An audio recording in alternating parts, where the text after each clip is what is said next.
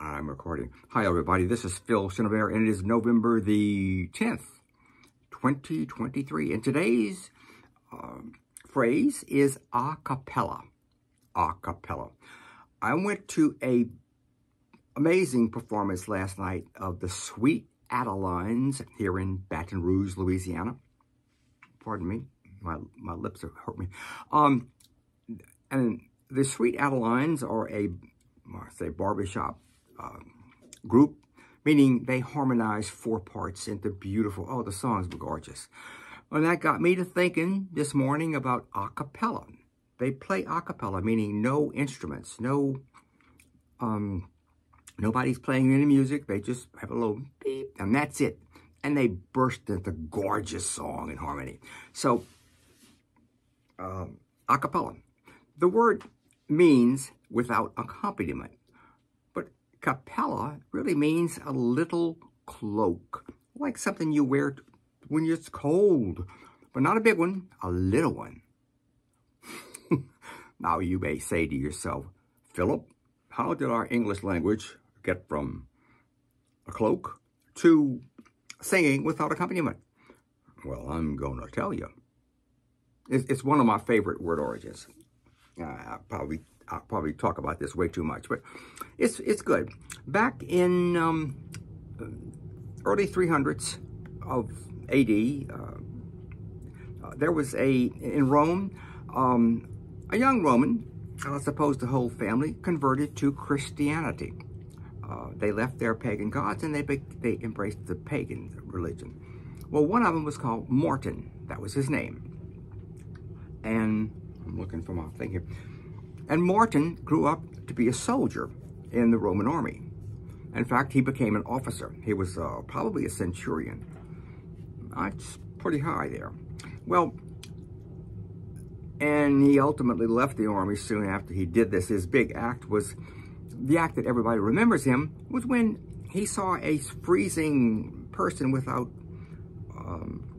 any clothing or rags, whatever, on a freezing day in winter, and he took off his cloak. Now, the Roman military cloak was meant, it was heavy to protect them against the cold, and it was very effective. Well, he took it, and he took his sword, and he cut it in half, and he gave half to this person down there. That was Saint Martin of Tours. He was declared a saint in the Christian church. Later on, that was my cat. Okay, now we're getting there. So he cut his cloak in half. Now this little cloak is called a capellum. Now he became a holy man. He became a missionary to, well, at the time, Gaul. And I think he established the first monastery in Gaul in maybe 360, something like that. But he was considered to be a very holy man and a missionary. And he settled around the town of Tours. Tours is a town in France, still is.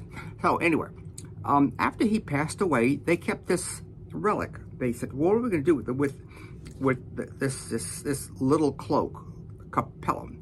So they kept it in a church at Tours. But they said, well, we have a little room here. We're going to put it in a special room, a small room.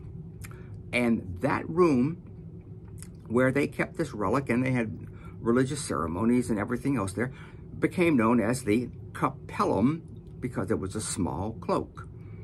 Now, jump ahead now. Capellum in English became chapel.